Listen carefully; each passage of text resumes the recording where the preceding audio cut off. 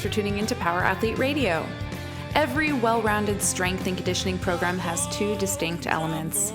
At Power Athlete HQ, we refer to those experiences as science class and birthday party. Enter J. Dawes, PhD, the ultimate combination.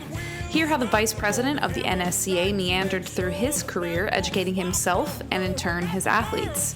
He is now the coordinator of athletic performance at the University of Colorado at Colorado Springs and has the performance industry leaders on speed dial. Today we get an inside look at what it's like creating studies, sifting through the research findings, and maybe or maybe not getting published. Like any labor of love, the science of performance is a long road with its unique challenges. Hear how Jay maintains the integrity of his research through ethical practices like communicating his expertise to the coaches involved. Dawes believes that it's more important to save an athlete from a foreseeable injury than obtaining a completely uninterrupted study. If you're an aspiring performance academic, this interview with Jay is a must listen. This is episode 172.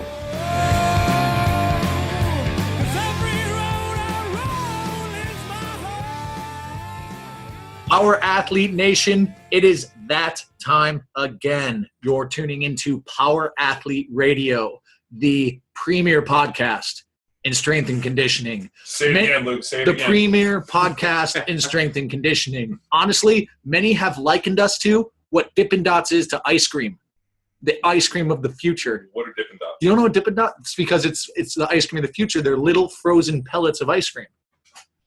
Dude, yeah. Well, I'll get you some Dippin' Dots and blow your mind. It seems like a lot of work for just ice cream. That's the point. This is a lot of work to bring this information to our audience. Was that hyperbole?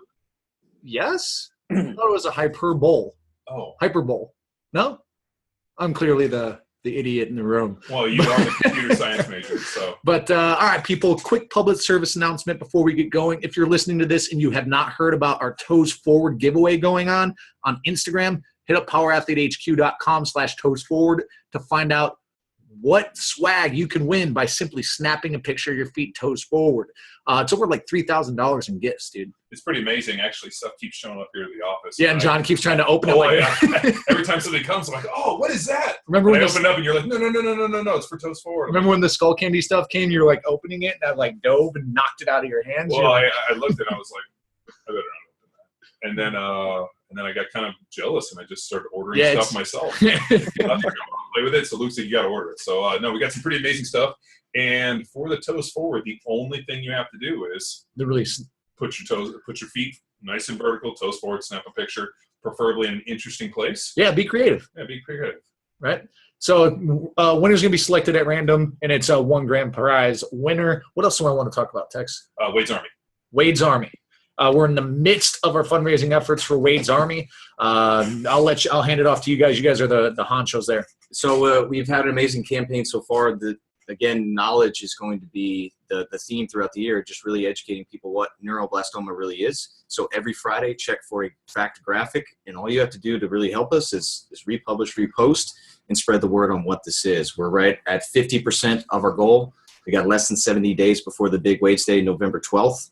And it's all about passion. Yeah, I mean, with Wade's Day coming, years previous we've had a workout for Wade to immortalize and remember Wade the Bruin. But I think this year what we're going to do is we're going to offer a couple different workouts so that people and everybody can get involved. You just don't have to, have a heavy dumbbell and a bunch of different things. Yeah, because the original Wade's WOD is not a forgiving workout. It's a battle. Well, when we originally started this thing, we were trying to create something pretty dastardly that would punish people and help them, get a little bit of sympathy, empathy, whatever you want to call it, or a little bit of suffering in memory of Wade de Bruin. And now that we're looking to try to make it a bigger campaign, we'll have to put together something. Maybe I'm going to program 3 different options. So not only the original Wade squad, but 2 other kind of maybe a one bodyweight one. And then maybe something where people can get out and walk a little bit. Because last year we ended up doing a ride with a spin studio, and then we went over to a CrossFit gym, and it was pretty interesting watching people even do 10 or 15 pound single one-arm dumbbell snatches. Yeah. So we'll probably try to do it, and also trying to get kids involved. So maybe there'll be like some burpees and some push-ups. And final point with that, if you're in the DC, Virginia, Maryland area, we're heading to Laurel, Maryland Jailbreak Brewery on Saturday, October 1st for Growlers and Prowlers. We got some limited edition Wade's Army Growlers. So we got this year's Nerves of Steel logo on there. And we're just going to do a Prowler workout and then drink out of the Growlers and Prowlers. So like it. October Can 1st. you drink while pushing a Prowler? That's what I'm going to do. Well, maybe you could put somebody on the Prowler, and as you're pushing it, like be pouring. That's called a gargoyle. Oh, So you crouch down like a gargoyle and drink out of the growler. When did Tex get creative? Somewhere around his hair started to look like he was from that 70s show. Whoa, you got a fun project. Let's Yeah, enough about us. Enough So about us. we do have a guest, an esteemed guest here. We have Dawes. Jay is the vice president of the NSC board of vice president on the NSC board of directors, and all sorts of letters I'm looking at behind his name. This guy is accomplished, man. He's right now assistant professor in the Beth El College of Nursing and Health Sciences and the coordinator of athletic performance at the University of Colorado in Colorado Springs. Jay, thanks for taking the time on your Friday to sit with us and talk shop, man. No, guys, I definitely appreciate it. It's a honor and privilege to be with y'all. So, well, Jay, hey, listen, I gave the one sentence. Give us some background. Give our listeners some background. Who are you? Where did you come from? What's your social security number, bank account number, things like that, man. So give us the background. yeah, no, absolutely. So, I guess the Reader's Digest version is I had a couple years in college athletics and enjoyed that quite a bit, but like a lot of athletes, I ended up getting hurt about my second year into it. And at that point, I had to make a decision as far as what I was going to do as far as career path goes. And, again, had an enthusiasm for sports, really loved the aspect of getting ready for the season almost as much as I did playing. So it kind of was one of those things for me. It's kind of an easy transition into the whole strength conditioning realm. So ended up doing my master's and PhD at Oklahoma State University. In between there, taught at several universities, owned my own training facility out of Oklahoma City for a while. Was a strength coach at a small university in Oklahoma as well. So, kind of been around the block on some of that stuff. Sounds like I probably can't hold a job, but been really fortunate. Got to work with athletes at all levels, and got to be able to work with a lot of people with unique needs and interest as well. So you have a very deep involvement with the NSCA. So talk us how you developed that relationship. And then, your name's on publications, your name's on books, you're on the board of directors. How did that relationship develop? Yeah, man. So it was a really interesting story. So whenever I went on to grad school at Oklahoma State, we had a program that was very exercise physiology based, which is great. It was a fantastic foundation and learned an awful lot from that. But started recognizing that early on, my interest lied more in the sports performance arena. And so one of the graduate assistants I was working with, he was getting his PhD there at the time. I kind of explained to him, like, all this is great, but I'm really looking for some things that I could use, day to day with my athletes that are impact performance immediately. And he threw me a strength conditioning journal. I was like, yeah, take a look at that, man. And as soon as I saw it, I was hooked. So it was one of those things where, with the NSCA, as far as for professional involvement, it really hit the nail on the head for what I was looking for as a professional and what I needed to really help me grow as a professional in the area that I was focused in on. So, it kind of started out there, this same gentleman, Dr. Patrick Hagerman, he was actually a board of directors member of the NSCA at that time. And the guy was writing books, and he was a column editor in the Strength Conditioning Journal. And it was one of those things like, dude, I wanted to do what you're doing. And so, I was really fortunate. He allowed me to kind of shadow him and kind of see what he was doing. And, the rest is history. Had a really, really great career as far as, being involved with the NSCA. Started out doing some local talks for our state conferences and things of that nature, then eventually kind of progressed to the national scene and, got more involved in that capacity. And then about 2007, the opportunity came along to apply for the director of education job with them.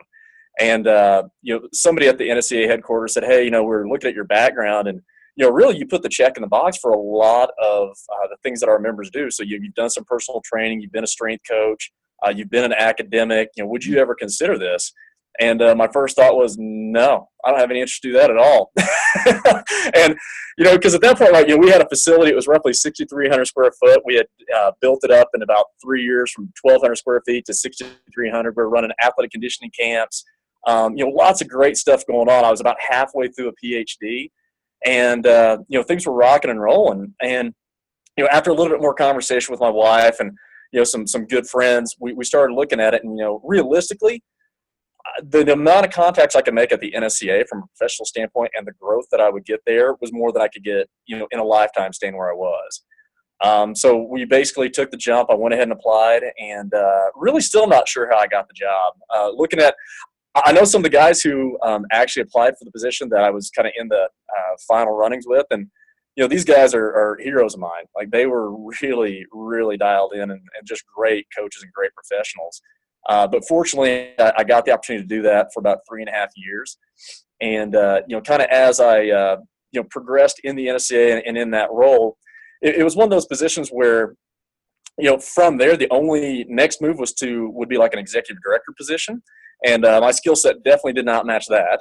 And that kind of subsequently took me out all the things I loved about the profession as far as, being active and engaged and things of that nature. So during that time frame, I actually finished up my PhD and made the choice to go back to academia and went down to Texas A&M Corpus Christi for about 3.5 years. And while I was down there, did some independent consulting with different athletes in different sports, but also was fortunate to get to work with the Corpus Christi Police Department as well. So I did some consulting with them. I got to get pretty involved with them.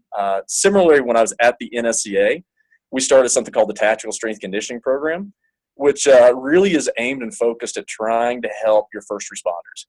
So really trying to get them dialed in with conditioning and strength techniques that are more consistent with improving occupational performance instead of just general fitness and wellness. And so did that for about 3.5 years. Moved back to Colorado Springs and started working at the University of Colorado Springs. Again, primary areas of research here have been really in the tactical strength conditioning area and athletic performance.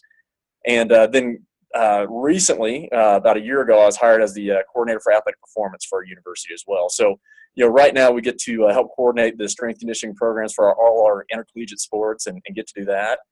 And as of last July, was very fortunate to get elected to the board of directors of the NSCA. And currently, like you guys said, I get to serve as the vice president for the next year. So, it was real funny. It's like, man, I guess, Donald Trump's in the election and I got to be vice president. So, it's hard to believe. We're in interesting times, right, John? Yeah, it very much is. Yeah, there's an old proverb we always joke about, maybe you live in interesting times. I don't know if it's actually a good thing or a bad thing. Right. Goes both ways. Yeah, it does. We are right. Times. So the opportunity for, on the academic side, to work and have impact and really implement a program with athletics, this is new to me. This is rare. So how did that come about? And have you ever seen any other schools that take that same approach? There's a handful of schools that do it. Not very many. We're kind of the unicorns. We're very fortunate as far as that goes because, I think for me, working with our students, especially in our graduate program, it's really important for me to be actively involved and engaged. And I think that's one of the things that I feel very fortunate about is, on one hand, I get to be Coach Jay. On the other hand, I get to be Dr. Jay. And really trying to blend those two things together in order to make, the best practitioners that we can. So we've really taken a little bit more of a sports science approach to it. So it's really trying to blend the academic side with the actual hands-on, boots on the ground, strength coaching aspects. So like I said, there's a few programs out there that do it, but we're really fortunate. There's not very many that have that same approach. Yeah, I've read a lot just of coaches' perspective and how they take training, develop a theory, and then look to science to almost either affirm or just kind of redirect that pipeline. And then scientists take that approach of they have the unfortunate, they have to look at one thing. Right. Of what is training. It's the combination of 1,100 million different things to help your athletes. So I guess being in your position, you're able to walk us through your approach. Do you start with science and then go back to training, or you start with training and then kind of divert that to science? Yes. So, I mean, it's funny. Like, a lot of times, especially with the mission of the NSCA, the mission is to bridge the gap between science and application. And, I think in a lot of cases, people view that as being kind of a one-way street where we have the science and then we apply that. But, sometimes it goes the other way around. It's the coach that's got to win on Friday. He doesn't have 15 years to wait, to get the longitudinal research to back up what he's doing. So, they try new things, they experiment, and all of a sudden they go, oh, wow, that seemed to work. Now, the question is, why did that work? So, I think that's the thing that you'll tend to see is very rarely will research ever innovate anything. A lot of times it helps to either refine a process or better explain it. So kind of the approach that we take is, we definitely look to the research. We definitely have an evidence-based approach to everything that we do. But also on the flip side of that is we want to make sure that we're using good scientific principles and concepts. For instance, gravity is gravity. So we know if we move resistance to gravity, something's going to happen to the musculoskeletal system. It was really funny, man. Years back, a gentleman, he's a preeminent researcher in our profession. And the guy, he literally knows, he's forgotten more than I'll ever know. I mean, no question about it. I mean, just tons of respect. But he walked into our facility one day and he saw like the TRX, like the suspension training systems. And his first question was like, well, what the hell's that? And I said, well, there's suspension. And this is when they first came out. I'm an old guy. So, when they first came out, and I said, well, it's just a way to kind of manipulate, your own body weight to get a little bit more resistance and training process. And his first question was like, well, has that been validated? And I'm like, what, gravity? Yeah, we've known about it for a while. So, so, I mean, it is one of those things where you want to go back to the research and you want to, be aware of it, but you can't necessarily let yourself get hindered by not having some of that information out there as well. So, it is one of those processes where it's a fine line, and I think the challenge is a lot of times in the academic setting, people say, well, show me the numbers, show me the research, show me the study that shows that. On the flip side, you have the coach who goes, to hell with all that. I don't need it. I'm seeing that in my lab. And, probably the truth is somewhere in between those two, and really trying to marry those two things to where, with that bridge that we're trying to, close, we actually meet somewhere in the middle on that. Well, it always seems that's like an interesting way to try to discredit anything. Oh, show me the research, and you're like, dude, yeah, Yeah, and going back to the coach's mentality, like they want to win, right? Well, no, but I mean, there's a lot of observational things that we've seen that we know are true in the gym that I haven't necessarily, found the perfect study to substantiate it. Yeah, I mean, if you try to move as fast as you can, I mean, certain things become very true, like Hatfield's deal with capacitor acceleration. We found that when you move faster with weights, everybody gets more explosive and stronger, and right. But if you only move light weights fast, you don't keep driving adaptation. So then you almost have to balance some form of max effort, rep max with some form of dynamic work, and you kind of get in this kind of play in the middle of it, and then you kind of it becomes this like forever kind of like and I'm sure you know this too. The analogy we use is like trying to tune a stereo. You have all the different EQs, and you start kind of playing with one, and like, oh, that sounds like crap, and you kind of turn it down. But yet, then a different song comes on. Yeah, and every person, like I've sat in there and turned the EQ and been like, how does that sound? Be like, sounds great. I'm like, God, it sounds like shit to me. So and I always laugh when people are like, well, can you substantiate that with claims? And you're like, for every piece of research that we can find, there is an equal amount refuting it in every kind of. But trainers and strength coaches, your job is to just stay firm. Never give the impression of doubt, but then science is the opposite. But I mean, isn't it really easy for people that aren't very good or intuitive to always just get, well, the research doesn't prove that? And I've found people that I've we battled with in years past that want to bring that. I'm like, okay, then what do you believe in? Why the research hasn't told you what to believe in, or you just don't have worked with enough people. I mean, I'm always most interested by some of the strength coaches. I mean, that don't really have a classical background and just have learned from observation. They found certain things to be true based off of the observation of athletes. And then also when you have I always love the NSCA studies, because it's like we found 10 untrained 18-year-old individuals, and you're trying to like standardize this stuff, and you're like, how the fuck can you standardize for an 18-year-old kid in college who's getting paid to do a study? Mm-hmm. You're like, what is his rest recovery? What is his food? What is it look that sounds like a great study? question for Jay. I mean, that, so I mean, that's, like that's to me is, And I always, because we subscribe to the NCAA Journal, and I always love going through and reading the things because I find them interesting, and I also figure, how the fuck did somebody get funding for that? That was another thing I always think about. But I'm always like, how do you find an effective cross-section to test this stuff on because there's so much, like the text said, there's so many variables available to these kids and for the people you're testing. So go ahead, Jay. Yeah, I was gonna say, and it is that calibration process, right? So, you go in, you try things, and a lot of times we do let the research guide some of that intuitiveness. So basically we're seeing that, force velocity curve, just like you were talking about, the dynamic effort method and things of that nature. So we have some basic principles to look at. And I always go back to, some of the basic principles of resistance training and basic principle training. So, specificity, overload, progression, individuality, all those things. If you can't dial it back into those, you kind of got to go, what are we doing here? So it really gets down to more of a principle-based approach, and then, looking at the different research that's out there to help, again, with those calibrations that we discussed. Going back to what you said about the 18 to 22-year-old college age type students and all the studies, yeah, it's a challenge. Because there's a few challenges that go along with it. Like, one of the major ones is you're not going to find too many coaches who are going to let you walk into their facility and say, okay, so we're going to take half your team and weight train them, and we're going to take the other half and not do anything and see who gets better. It's just not going to happen. And that's kind of the challenge of like those control-based studies is, we always kind of find it here. It's like, okay, well, we took this half of the group and we did something, and we took this half and didn't do anything, and surprise, the group that did something did better. It's like, well, yep, that would make sense. So, the challenge is looking at, the populations that are being investigated, and are there things that you can take away from that or glean that may help improve performance for those other types of individual athletes. To some extent, we're all the same, but we're all different. So there's going to be some things that are going to carry over just as being humans. And then we have to look at, okay, does this apply to my situation? Does this apply to my population?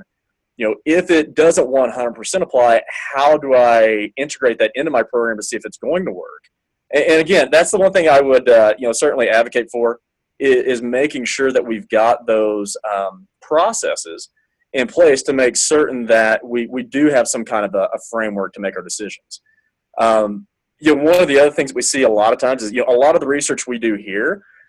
So as a part of my normal functions as a coordinator for athletic performance, we collect data all the time. And most of what we're doing as far as a data collection standpoint is to drive what we do as coaches. So what we're really trying to do is we're trying to refine our processes and make our processes better. So, like, for instance, in our we've done our performance testing for the season so far for most of our teams. Actually, I think baseball is going on right now, so that's our last one. But, we've done some different tests, like the 505 agility test, and we'll look at, when they do a run-up. So normally how the 505 works is you do a 10-meter run-up, and then at the 10-meter line you've got a timing gate. So at that point, you take off as fast as you can, you hit the line, you come back, and you get the distance covered for a 10-meter expanse. So looking at that, what we do is we have them do that off the right and the left side. And then what we know from the research is, if you have the discrepancy between those two sides of more than 10%, you might be more prone to injury. So what that does is that helps us go back in and say, okay, based off of this, for these athletes and for this program, it may be more beneficial to do a little bit more single leg work or to do more bilateral work or help refine those processes. And there are a fair number of studies out there that do look at elite level athletes and performance, but a lot of the challenges that go along with those is you're going to find very few journals that will have them just for the sheer standpoint of statistically, a lot of times they don't meet significant levels. Because if you got 10 athletes, the traditional statisticians can look at that and go, well, that's not enough to infer anything. But the problem is, like, okay, when you're talking about 10 elite level sprinters, like, that's not a bad sample when you look at the entire population. I mean, how many are there in the world? So it is, as I said before, there's kind of this rocky marriage between the academic and the practitioner in a lot of cases that you have to be aware of the different affordances that each group has. And again, from a clinical setting, we get pushed to go get grant funding. We get pushed to have big sample sizes. But in the real world, a large sample size, maybe 20 to 30 people, because that's the size of a team. So I'm not going to have usually, a couple hundred in a study because that's just not what we do. So, I guess I don't know if that actually answers the question or makes it worse, but no, it does. I mean, I always wonder too. Some of the studies I've read have to do with injury prevention, and the one that always kind of kicked me a little bit was I can't remember if it was with female soccer players. They were testing different kind of strength biases, different ratios on strength, and they went in and they did all this testing, and then they sat back and they observed, and they were able pretty definitively to tell which girls were going to tear ACLs. And I remember reading it and being like, how pissed would I be if I was that athlete or that coach when they were like, we noticed that there was a strength deficit based off of the testing, and we projected that your athlete might tear an ACL. And we didn't say anything because we needed to keep the integrity of our study. And, and that's actually, I'd be like, this motherfucker, to me, that type of stuff is really what the NSC should be doing. I mean, not only, meeting, bridging the gap, but also trying to improve the health and the quality and the performance of student athletes. So I wonder where you kind of like that to me feels like a rocky road. Well, and actually, man, it is. And I've actually had that scenario come up a few times where, we've done some monitoring surveys with some of our student athletes. And, some folks who were wanting to be involved with some research on it. And I said, okay, but here's the challenge is just remember, if we see a kid going off the rails, we got to step in and intervene. And they go, oh, that's going to be a problem as far as getting it published. I'm like, yeah, I understand. I said, that's why I'm telling you now is because that's our challenge is, from a responsibility standpoint, we got to make sure that we're taking care of the athletes. And if we know that they may be at a known risk, we got to do something about it. So in a lot of cases, it's not that they're not necessarily taking proactive steps, but what they do is say, let's say you're doing your functional movement screening or something of that nature early on in the season, or like a Y balance test. We do all that with sports med here, and then we track and see what happens. Our hope is that we're completely wrong, because hopefully we have intervened and we've done something that's going to make sure that they don't have that happen. And quite frankly, with injury data and surveillance data, it's really challenging, because if you do it correctly and you intervene correctly, hopefully you don't see anything. So that's one of the things I think with, especially like functional movement screen and whatnot, a lot of people will say, well, the research is a little bit sketchy on it. Well, it is and it's not. To me, that's one of the things where, again, if you're using it appropriately, hopefully we do help avoid some of those injuries. So, hopefully it doesn't pop and it shows that it predicts. So, it is a very fine line. And like I said, from the academic side, I see the argument. But then, again, when you're entrenched in it on a daily basis as a coach, you also got to see their viewpoint on it as well. Right. So, and like I said, I think for me, again, that's why I don't know that I'd ever be 100% happy just doing one, because I feel like one balances out the other one pretty well. Mm-hmm. Yeah. So I definitely want to highlight just one thing that you just brushed over, and then principles and biological laws. That's where I feel, based off a lot of the shit I've read and experienced, the connection between training and the science of training becomes. It's that theory. And so you said overload, specificity, right? Reversibility, all these things that research has proven, and then a best practice from many of the coaches we've talked to and seen in the weight rooms and freaking our experience training. So definitely want to highlight those three. You just said it off the cuff, and I want our listeners to really write those down. Yeah, no, absolutely. And, and man, going again with, specificity, overload, progression, law of diminishing returns, kind of like was mentioned earlier, you've got a recreational student, you take them to do anything for them for 6 to 8 weeks, they're going to see tons of improvement because they haven't been doing a whole lot. Sure. So that's what I was joking about is, man, you can do anything to anybody for about 6 weeks and you're going to be able to make a ton of money on it because they're going to see adaptations just from a neurological standpoint. But as a coach, you make your money after that 6 week time frame. Exactly. And it's no coincidence that the as seen on TV lasts for 90 days, because that's where you're going to get the biggest bang for your buck and the most returns, right? Yeah. No, absolutely. But, the other, on the flip side of this too, now to go back to the academic side, the other challenge is now you see the coaches that are out there who go, screw this. I don't give a damn what the research says. I know it's right. I'm doing it anyway. And that's not a good look either, because, that's one of the things, man, in the past, I was very fortunate early on in my career. I got to do several videos and stuff like that. And, I tell people, I was like, God, don't buy them. In fact, if you see them, buy them, burn them, and get rid of them, because I would never do that now. Because things have came out later that said, you know what? Some of it was good, some of it was not so good, but my training philosophy over the last decade has changed a lot based on what I've learned. And that's the thing I always tell my grad students, like, man, you got to stay up with this stuff, because the bottom line is, what if everything that we tell you here in the next 2 years is wrong? Yeah. Now what? Yeah, we call that the coach's journey, and that's we run a seminar series that's been going since 2008, and dude, you sound like me with writing a book. Like I got hit up to write this nutrition book, and I wrote it, and I sat on it, and every year I go back and I'm like, God damn it, thank God I didn't put that out. I was a fucking idiot. And my buddy's like, you gotta put that shit out there so you can do rewrites. And I'm like, oh God, and like and it's almost like the every year goes on, the more how I realize how much less I know, I guess you could say. Yeah, it's that proverbial chart where, what I think I know, what I really know type deal. Well, yeah, I mean, like, I feel like 10 years ago I know so much more, and now I'm like, fuck, I don't even know what I know anymore. Oh, I know, man. When I came out of grad school and my master's, I knew everything. It was awesome. And now that I got my PhD, I'm like, dude, you don't know anything. I mean, because it's one of those things where until you get exposed to some things, you don't know how inadequate you actually are in certain places. I'm like, wow. Mm-hmm. Yeah, and that's the thing. I think the other great thing about the NSCA that I've been really fortunate with is, there's so many great coaches and practitioners and researchers that you can reach out to. And the funny thing about it is, I promise you right now, call a researcher about a study they did, and they're going to be flat out giddy. Mm-hmm. Like, they're just excited that somebody read it. And, more of the times than not, you'd be surprised at how many times you make a phone call, to, like a Bill Kramer or, we called Michael Yessis at one point and to ask him a question. And he picks up the phone, like, this is Mike. I'm like, are you kidding me? Like, you're answering your own phone? I mean, sat and had an hour conversation about some stuff. So, it's a lot of times, I think that's the thing we're very fortunate about in our career path.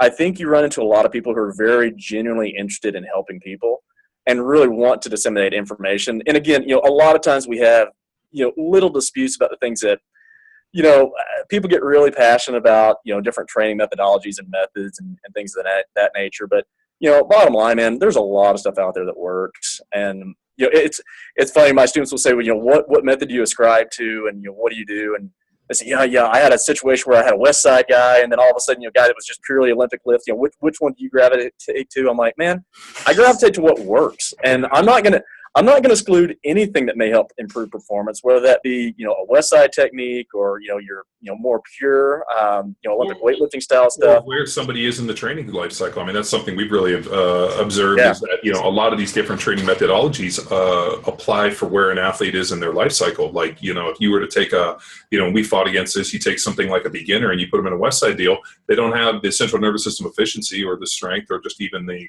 technique and the mileage. The myelination to be able to efficiently do these movements in a way that's going to be both meaningful. So why put somebody into something where, they're doing it? I mean, just basic overload, linear progression works great. Just basically giving somebody the opportunity to get enough, bites of the apple, enough swings at the ball, just to gain progression at it. And then, and then you look at something like, people always go, what about something like, Jim Wendler is a buddy of ours. And I'm like, Jim, I think a program's phenomenal for that kind of like, I'm not a beginner, but I'm not an advanced athlete. And I need more volume. I need more tonnage. I need to do this. And you kind of start tweaking the program. And then you kind of get in. And keep it simple. Yeah. Oh, yeah. I mean, people get so fucking jiggy that all of a sudden you're like, I don't even know what this is doing. But, I mean, all these different programs, and that's what I really kind of run into and have a lot of issue with, a lot of people that actually, create their own method, is that the method is, just for this specific point in time, but yet they try to extrapolate and say it's good for everybody. I'm like, that's not true. Right. I mean, we've tested just about everything out there, and everything kind of fits and works for a certain athlete at a different time if you understand the physiology and understand training and what they need to get. Yeah, and what they're trying to get better at. I mean, it's kind of. I mean, we've seen athletes all the time. I'm like, can you handle volume? Can you handle intensity? And can you recover enough? And everybody's kind of got a bunch of different. Needs, I guess you could say, and we call, are you a recovery giant? Are you, are you a midget? Like, what does it look like? I mean, I have some people that can train heavy every single day, and some people that only maybe a couple times a month. So you can't really just offer this kind of one size fits all. And I think that was most apparent. I played football at UC Berkeley, and my strength coach was a guy named Todd Rice, and you know Todd. Yeah. Yeah. So Todd was our guy, in pure Olympic lifting, and it was this kind of very basic Bulgarian sprint plyo program. And we had, guys like me that flourished in the system, and we had other guys that got shattered into a million pieces. Right. I remember once asking him like that, and he's like, basically you got to break some fucking eggs was his comment. And I remember thinking like, if you know Todd, he's fucking abrasive, but I like there were good players that didn't survive in that system, and I always think like you have to be able to like it's here, and and then you start being able to make it. And he was real, my way or the highway. Go fuck off if you can't do it. Whereas I always think if he could have been a little bit more, we would have definitely had more players available to us. Right, and that's the challenge too, because you don't want to have to write 100 different programs either. So, but that's what we do a lot of is we have our one program that hits the bulk of just the general athleticism, and then we individualize based on what the individual athlete's needs are, and make those little subtle adjustments. And it doesn't make the job easier by any stretch, but we feel like at this stage of the game with a lot of the folks that we have, it makes a big difference. And I think it's so 2 points on what you guys were hitting on. One, simplicity is the ultimate sophistication, right? I think that's one of the things. I think a lot of times coaches really try and get clever a lot of times with the conditioning programs that they develop to the point where it's not easy to follow and it's not doable. So I think that's kind of one challenge we have. Like, how do you make it doable for the athlete, for the individual? And I think, another interesting point is that when you're looking at that lifespan and life cycle, with a lot of the law enforcement groups that I work with, I kind of fall in that space right now. I'm 39 years old, and, I can still do most of the things I did when I was 20. It just hurts a lot more and takes about 5 times as long to recover from it. And that's the big thing is like a lot of us are kind of in that space right now to where, we can still do those things, but we have to be very dialed in about our training to make sure we don't crush ourselves. And, especially for those guys, if you got a guy who's a SWAT operator, if I take him to the gym and kill him, then it's like, dude, like, okay, you may be going on an operation later that day. So it's literally a life and death situation. So if you're stepping out of the back of a van and all of a sudden your knees go, that's not a good look. So, as you said before, it is that, what's the best tool for the job given what the circumstances are? And, that was, kind of going back to the whole research perspective. That's the one thing about research is we tend to make it very clean in order to make sure that, we can, isolate and measure certain variables, but the real world is very messy, and that's why, again, with a lot of research studies, you'll see certain things that may work that may not necessarily work in a real world setting because again the variables are completely different. So those are all those things that you just really got to weigh out and take into consideration when you're going through that process. So Jay, as you're going through that, and let's say you get a population of athletes or like law enforcement or SWAT, do you have a specific process or tool for you to, I guess, reverse engineer or deconstruct the demands and evaluate those variables and then identify, with a broad brush stroke, your approach with them? Yeah, no, absolutely. I think one of the things we look at, kind of your traditional needs analysis, so going in, what are the physiological, biomechanical, metabolic needs of the actual activity that they're in? And then, also looking at injury profiles. So not only the injury profile based on the activity, but based on what that, person is. So, again, a lot of law enforcement folks that we work with, again, by the time you get to your mid-30s, a lot of people bring a lot of baggage to the table as far as injuries and things like that we have to accommodate for. And as I said before, there's more than one way to do this. So that's not a huge drama. It's just a matter of, trying to figure out how do we get you through it, how do we get you through it clean. With our training academies, I will say this, it's a very unique situation. So like SWAT, most of your guys are super fit anyway. We always joke about that's your pro athletes of the police force. But when you're looking at just like a training academy, I mean, literally we've had situations where we had people come in jumping 36 inches and we've had some jumping 3. Kid you not, 3. I actually measured it. I saw it. I didn't believe it at first. I'm like, this can't be right. And I'm like, yep, nope, that is 3. I still don't believe somebody could. Yeah, it was pretty.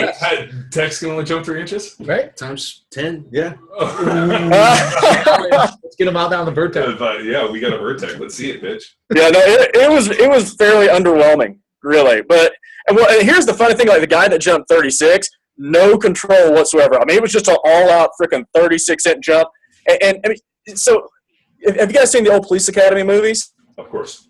Yeah, this dude was like Tackleberry, right? Oh, so he was the guy that, he's going to shoot the cat out of the tree to get it out. It's just raw force and strength, no finesse. So when we actually got him dialed into where he actually landed, because that's what we say, dude, gravity always wins. So make sure you can actually land here. He was back down to 32. Still impressive. But, again, you've got a huge diversity in that group. So, that's the thing we look at with a lot of those folks. We start out with kind of your basic linear progression model just to develop a foundation. And like you mentioned before, get those reps in, dial out drill down the movement patterns, refine those processes, and then we worry about load later. As we start getting about midway through the academy, that's where it actually starts to switch gears to maybe like more of an undulated model, to where we're going hit a little bit of strength, power, endurance on the different days, because at that point a lot of their more specific skill sets start coming in. So they start doing a lot more def tac and stuff like that. So we have to accommodate for that to make sure that they're able to recover. So as far as a generalized approach, we've done that with one academy. We've got another where we take a completely different approach where, they came in, everybody was pretty fit. It's like, what, undulated model with you guys is going to work fine. And then we've had some situation where, we went from a 3-day to a 4-day to a 2-day. So it's like, well, you figure it out is what it gets down to. And it's funny, man. I've had another guy that was fantastic at speed agility development. And, he's written numerous chapters and books and things like that. And I said, hey, man, when I look at your method here, to actually run through this process, like you're saying, is going to take an hour to an hour and a half. And I don't know that we got that kind of time. And he goes, well, if you're not going to do that, just don't worry about it. Just get stronger. I wouldn't even try to do speed work. I'm like, well, okay, that's not really an option. We need to groove out some movement patterns. Just get stronger, to hell with it. I'm like, all right, well, yeah. And so you figure a way to make it work. So that's the universal. If you can't do it, just get stronger. Yeah. Yeah. Right. And that, we always kind of deviate a little bit where people talk about, elements of fitness, like in CrossFit, how strength is just an element of fitness. I'm like, no.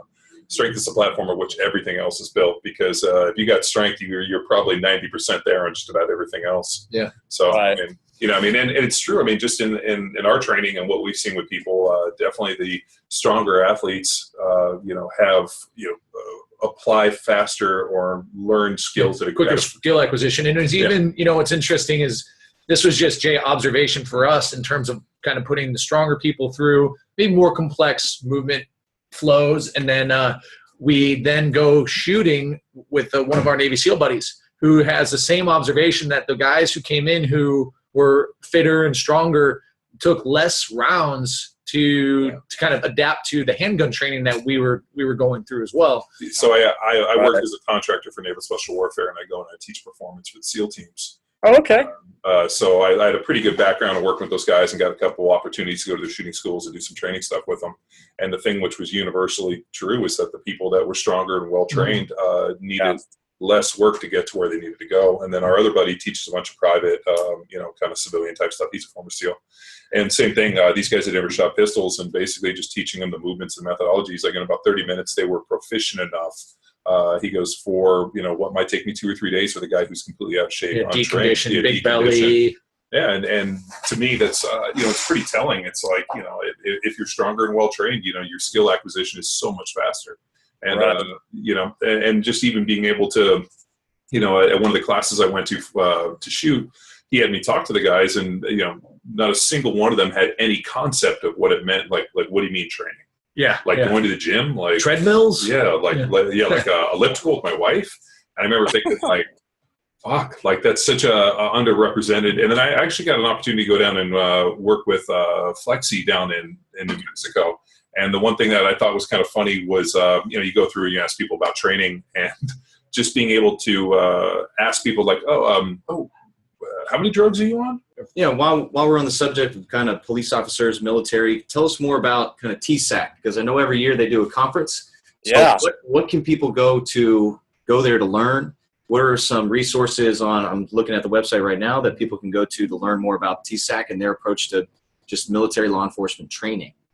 Yeah, so actually the TSAC program, I was really fortunate. Back in 2007 when I was the education director at the NSCA, that's when the program really took off and started going. Mark Stevenson and Commander Thor Eels were kind of the guys who were the catalyst behind that whole program. And, Commander Eels is with the Colorado Springs SWAT team. And amazing guy. And I tell you what, the stuff that they were doing was just so, cutting edge compared to what was seen in the SWAT community, that the program just really took off. And, now it's focused on, all first responders. So, military, firefighter, police.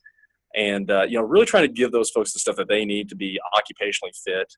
Because really they're, we call them tactical athletes or occupational athletes, because they have to do a lot of the same movement patterns and a lot of the same things that elite level athletes have to do. But at the end of the day, the stakes are a lot higher than a medal. And it's one of those challenges where, again, for me personally, whenever the program came out, it was one of those things that was not on my radar at all. And literally the program's changed the course of my career. It actually, that's my primary area of research, with athletic performance kind of being a close second on that. But yeah, as far as like getting more involved with the program, the NSCA has a fantastic program. Tyler Christensen is the program manager for that right now, and he's a great resource, great person, and really doing a whole lot to help bolster that program and continuing to help coaches and practitioners get more information on how to work with that population. Is the conference always in San Diego, or? It's not. It actually moves around. So I think this year, I want to say it's in Orlando. Okay. Yeah, so not a bad location. Mm-hmm. Hopefully the Zika thing is not an issue, but well, I don't know. Are you pregnant? I don't think so, but the NSAA study hasn't come out yet, so I can't tell everybody. You're right. but when the data is published, ironically, I saw this on it was on Instagram, or somebody somebody didn't tag me on it, but somehow. Now Instagram is a scholarly journal, if I'm. It was about things that were born as female or as males, or no, females that wanted to become transgender and became men, but then still want to breastfeed. So it was like a dude breastfeeding. Interesting. And they were talking about it. My wife's pregnant, or my wife, we had a little boy. So I got twin daughters, and I got a little boy who's about 5 months. And so my wife breastfeeds. And so we were just, a buddy of mine got married in the UK. And so we had to fly to London with my family, which was a complete fucking debacle. I hate this guy for the rest. So I told him that. I'm like, thank you very much for inviting us to a wedding. I appreciate that you wanted my daughters and as your flower girls, but basically you're fucking dead to me after having to fly and my wife and my kids and everybody. So my wife, breastfeeds, and people are kind of weird about it. Like she's got like the deal over, and like we were on the plane, and she's like, and like you could see like people were a little upset, and this guy was I was like, what? And the guy looked at me, and I was like, I'm ready to fucking kill this dude. Like, what are you fucking upset that like women do? Like, who the fuck are you? Yeah. But then I saw this picture of this dude breastfeeding, and I was like, okay, I got a problem with that. Why am I fucking having a problem with this? Yeah, right. I don't even know where that fucking came from, but. Hey, Power Athlete Nation. I typically like to interrupt all breastfeeding stories with a public service announcement. Here's ours. Wade's Army's 5th annual Wade's Day campaign has officially kicked off. From now until November 12th, we will be honoring the brave pediatric cancer patients battling neuroblastoma, a tumor derived from immature nerve cells. For 2016, we're embracing their valor and highlighting their nerves of steel. Join the fight against neuroblastoma and help us reach our goal of fundraising $125,000. Enlist today at wadesarmy.org by clicking the Donate Now badge and claim your limited edition Wade's Army uniform. Every Army needs a uniform. And it's a case study. Hang on. Is that a performance enhancer right there? Your ability to wrap things back into the original point is really shaken up. I'm also I'm also pretty jet lagged. My son, who has been waking up every hour, he rolls over, and for some reason he could roll over, and he could roll back, and he was fine sleeping on his stomach. All of a sudden, last night he rolled over and he got stuck and He's got that bulk. He's probably put on another 5 pounds. He's only like 22 pounds, 5 months. So we were hoping to get him up to 30 pounds by 6 months, but he's not going to make it. I told my wife, I was like, we need to increase the feedings. I'm like, every hour we got to feed this boy. Checking the bottle for PEDs and all this. Exactly. I was telling my wife, I was like, what do you need to eat to make this? I'm like, what can we put together? Like more protein shakes or whatever. So my wife's totally on board. She's like, I found this special tea that's, I'm like, drink it. She's like, over there, like making these gallons of tea. I'm like, making some high octane breast milk, huh? Right. Exactly. Like breast milk, creatine. What I told her, I was like, get the creatine in there. That stuff is great. I had a buddy in college. One of the guys I played football with was giving his dog creatine, and all of a sudden his dog was like up to it was a pit bull, was like up to 150 pounds, and he like got out of the car and I got fucking nervous. I like went to hide behind something. He's like, what? I'm like, is that your dog? Creatine's working. I was like, it looks like a bear. He's like, yeah, I've been feeding creatine. Holy shit, that stuff works. Yeah. And then, this was in the 90s when people like still were kind of questioning creatine. And ever since then, I'm like, I'm taking 5 grams a day for the rest of my life. And I always joke that I'm the longest continuous creatine user on the planet.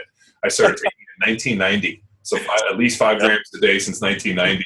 And people are like, what about muscle tears, liver, kidneys? And I'm like, no, and I drank like a fish in college, so I would think if there was some liver or kidney problems. Yep. And the good news is there's a lot of research that shows those are unsubstantiated claims. So there you go, man. I think this is a perfect transition for kind of one of the questions I had in the holster here. Is it about dogs? Like, I don't know where. It could be. But the publication process, can you educate us and our listeners on what it takes to get a research study published? Because it is not easy. Yeah, no, it actually is a little bit of an ordeal at times. So, basically, in order to even do a study, you have to go through ethics at the university. So first and foremost, that's going to be, at least a minimum of an 8-hour training that all researchers have to go through to make sure that they're conducting their research in an ethical manner. To summarize it, basically, don't lie to people, don't make them cry, don't kill them, don't hurt them, and you're pretty well good. But that's about an 8-hour process to get to the real nuts and bolts of it. So that's the first step. If you have an idea for a research study, then what you do is you have to run it through the ethics committee at the university to make sure that you're not going to do anything that's inhumane or may cause any kind of physical or emotional damage to an individual. So basically, you write up your proposal, you submit that to an institutional review board. They review it, and then if there's anything in there that looks like it may be questionable, usually there's some dialogue that goes back and forth just to improve the clarity of what you're exactly wanting to do. And then at that point in time, they'll re-review it, and then they will say, yes, you're allowed to go forward with this, or you need to make significant adjustments to make sure that people remain safe during the study. So after that process, you actually do the study. A lot of times recruiting subjects is very, very difficult. Kind of the point that was brought up earlier, you try and find that ideal sample population. But, a lot of times it's really difficult to get it drilled down to the group that you actually want to look at. So that's why subsequently a lot of times when you're looking at your treatment-based studies, it's more, your 18 to 22-year-old college students because, one, that's who most professors have easy access to. But two, as I said before, you're not going to get a lot of coaches who are willing to gamble on letting their athletes be in a research study. Because again, not only could it affect their performance, but again, at the end of the day, it may impact winning, which is, in athletics, that's kind of the big deal. A coach is not going to put his career on the line to see if a research study isn't that what walk-ons are for? What's that now? Isn't that what walk-ons are for? Yeah, right. Unfortunately, we don't get enough of them, but yeah, so that's kind of that first process, going through that. And, once you do the study, you execute it, you run all the stats, then you try to find a journal that is acceptable for publication. So, consequently, a lot of what I do is based more in the strength conditioning area. So, so the main things that the main journals I usually focus on are like your Journal of Strength Conditioning Research or Journal of Australian Strength Conditioning, and then a lot of other exercise science type journals. So you submit it there. At that point, the editor will assign reviewers to it. Sometimes as much as 2 to 3 reviewers will take a look at that paper. They will review it to make sure that it is a good quality study, and then they will usually send back feedback. It's been very few times where I've got a research study back that didn't have some comment on it. And a lot of that's just a due diligence issue, where, you want to make sure that you're actually going through and kind of coaching the person who submitted the research study up a little bit and make sure that the product is as good as it could possibly be. So you get that back. Hopefully it's with either, minor revisions or, a few different things that you need to be dialed in before it's actually accepted. Sometimes you get a flat out rejection on it. And, and that's what I joke about. We've had some students that have submitted to certain journals and they were rejected. I'm like, you know what? Like, you're going to have to get a thick skin. That's part of the process. And, I guess looking at me, the viewers won't be able to see, but I'm used to rejection. So it's not really a big deal. But don't say that.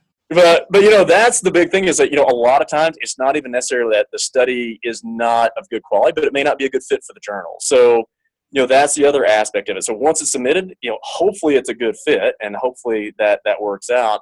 At that stage, there's a revision process, and then it's re-reviewed by the reviewers.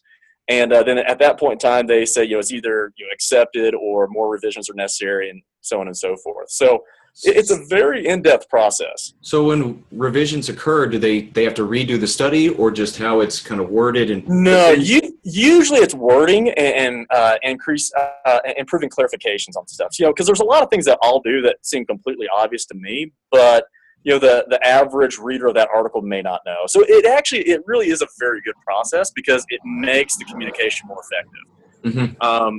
But in the situation, where you go in and you do a research study and the data you get, if they come back and say, hey, we want you to redo this or that, then, I guess at that stage of the game, you have the option to redo the whole study or to, submit to another journal to see if they're willing to accept what you do have. Give you guys a for instance on that one.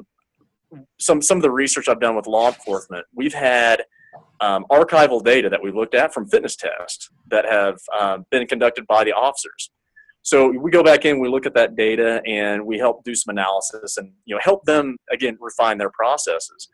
Well, there was one that we were looking at trying to get published, and we had weight for about 640 officers, but we had nothing on height. And so when we submitted it, they said, hey, this isn't acceptable. We need information on height so we understand the demographic better. And I'm like, okay, well, we don't have it. And we really can't go back in and get that. So, at this stage of the game, height's not necessarily a deal breaker. Are we going to be able to get that through? Because, we just can't do that. And, in that situation, we were fine. They understood the challenges of dealing with archival versus a prospective study. But, if you run a study and you do something that, isn't really 100% dialed in, or you find out all of a sudden midway through the study, it's like, oh, wow, yeah, we've made a big mistake here. We really should have done it this way. You're kind of dead in the water. You chalk it up to an experience, and I usually say experience is what you get when you don't always get what you want. yeah, and learn from it, right? Yeah, and like I said, man, we've done several studies in the past where, it was looking really, really good, and then all of a sudden we recognized one variable that needed to change. You're like, you know what? Everything we just did is garbage because it's going to affect everything else.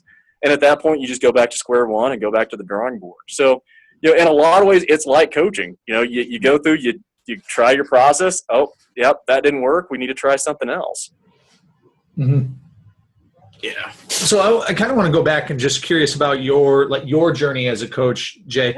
Yeah. Something you said, I think in your very first kind of elevator pitch intro deal was about the opportunity afforded you exposure to more connections. Right. And we do a seminar where we're probably early life cycle for a lot of coaches who are in the strength and conditioning world.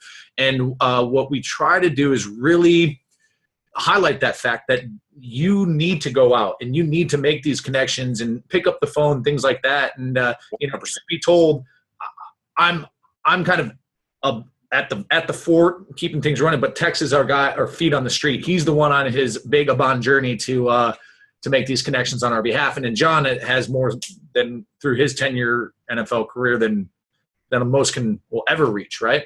So I was just curious when I'm not really tired. When you're but I'm curious, what connections have you made that have been memorable for you that may have shifted your trajectory and your thought process, going back to talking about what you've done 20 years ago and what your philosophies were. What were some moments that shifted that for you? Oh man, honestly, that's a tough question to answer because there's been so many. I think, again, taking that leap and going to the NSCA headquarters was a really big one. At that point, I met a gentleman named Mark Stevenson, who was the Human Performance Center director there. And as I mentioned before, at that point, he was moving into that TSAC program and was the founder of that. Literally that shifted my entire career. Looking at, other individuals, man, like I said, it's hard to say because it's almost, there's so many I can't even count. I think a lot of it is just those interactions that you have at conferences and, taking that risk to go up and introduce yourself to somebody who, you wouldn't think would talk to you. I remember one of the first conferences I went to, Steve Fleck was there. And, I'm sitting here looking like, dude, like this is the guy that writes the books that I read to get better at this. And so I walk up to him and I said, Dr. Fleck, you and Dr. Kramer are kind of like the Rolling Stones of exercise science. And he's like, I've never heard that before. and it was one of those things where it's like, just getting to have those interactions and those little conversations, it's funny how those little things can have such a profound impact. Another one, Juan Carlos Santana. And Carlos has been a guy who's been very controversial over his career. But that guy, so when I was a grad student at Oklahoma State, after I kind of got switched on to the NSCA and all that, I started reading some of the stuff he was doing with like the whole functional training movement and all that. Now, since then, I know the term's been bastardized a little bit, but we like to refer to it as beat to death. Yeah. Yeah, it's been beat. Yeah, and that's the things that with to death, and then they came back and they ran over it and they beat it some more. And it's still being beat. Right. But I think that was one of the things like with the stuff that Juan was doing, like he was really pushing some boundaries and thresholds and things that people hadn't seen before. And so I went to a free motion conference for the equipment manufacturer that he was doing in Oklahoma City, and the conference was over, and here I am, a 23-year-old kid. And afterwards, I said, Mr. Santana, I was, had some ideas for my thesis. Do you mind if I talk to you for a minute? And Juan sat there for an hour and a half after the conference was over, talking to a 23-year-old kid. Mm-hmm. And he didn't need to do that, but that had such a major impact on me. And subsequently, we stayed connected. I'm like, hey, do you care if could we try and write something together? And and he was very generous to extend the opportunity to write with him and do some things like that. And it's. When I got the job at the NSBA, I know for a fact that he was one of the guys who vouched for me getting that job. So, it's one of those things where, I think that's been the other thing I've been fortunate with is, there's a few people that ask me, like, hey, aren't you afraid to do this stuff? I'm like, yeah, I'm scared to death, but I'm more afraid of what would not happen if I didn't. And I think that's the hard thing is like really being able to take that leap and go, you know what, I'm going to have to risk making an ass out of myself to go out here and really grow and be a professional. And a lot of times it's making those phone calls to people who are better than you. That's the other thing that I think I've been very, blessed with is, I know so many people who are so much better at, a lot of these things than I am. And I can call them up and go, hey, here's what I was thinking am I on the right track? What would you recommend? And a lot of it's hard, especially for younger coaches, because you got to eat that humble pie. Yeah. You got to be able to say, what, I don't have all the answers, but I'm willing to go out and get them. Yeah, and just, I guess, test your, is faith the right term? Like, test your faith in what you're doing. Understanding. Well, test your understanding. Well, that and also, I've always think that the most meaningful and some of the best coaches I've met were the ones that were so quick to basically give credit to other places. Like, I didn't invent this stuff. I learned it here. This is who I mentored with. But what I always kind of gives me like the sixth sense and the hair on my body red flag, yeah, is when the guy like I invented all this stuff. Uh-huh. I mean, I read a book recently, actually kind of a big strength conditioning book right now, and I got done. And I'm like, did that guy say he invented that stuff? And I remember like looking behind you at all the books that and I'm read it before. Wait a minute, hold on. Like what are we talking about here? Like we've been using accentuated negatives for years. Mm-hmm. So that to me always is a big red flag, and I'm always more impressed when people are so quick to be like, hey, this is who I studied with, this is where I learned this is my application, and this is the information, and it just, we call it creating genealogy, where you create this kind of circle around you that not only gives you support, but also you stand on the shoulders of giants, opposed to everybody being like, I was the one that invented the ring push-up. Yeah. Nobody before me overhead squatted, and nobody ever squatted over 90% before I did it. Well, John, that's a true statement. Nobody ever squatted over 90%. A great analogy here, though, is I've done my my annual viewing of Fight Club. It's just like it was always there. Tyler and I just gave it a name, right? I mean, it's kind of for everything, man. It's true, but I mean, people really, and we run into coaches all the time, and like one of my favorites was, I went to a seminar and people were talking about metabolic conditioning. Almost as if they invented metabolic conditioning. And the irony of that is the old powerlifter that trained me when I was 14 years old, we used to do metabolic conditioning in the form of heavy farmer's walks with heavy-ass dumbbells up his steep-ass driveway, and he called it metabolic conditioning. And Todd Rice, who did metabolic conditioning, and every strength coach, I mean, the Nebraska circuits were metabolic conditioning circuits. I mean, that's what. But the problem is you didn't marry the first two syllables and drop the rest of the verbiage. The Metcon. So we needed to. You got to give it a sexier name, man. All about marketing, really. If you can make it sexy, it sells. Because most dudes in Dr. Kramer in a white lab coat, there's nothing sexy about that. Well, what's underneath? Nobody knows, and I don't think we want to know.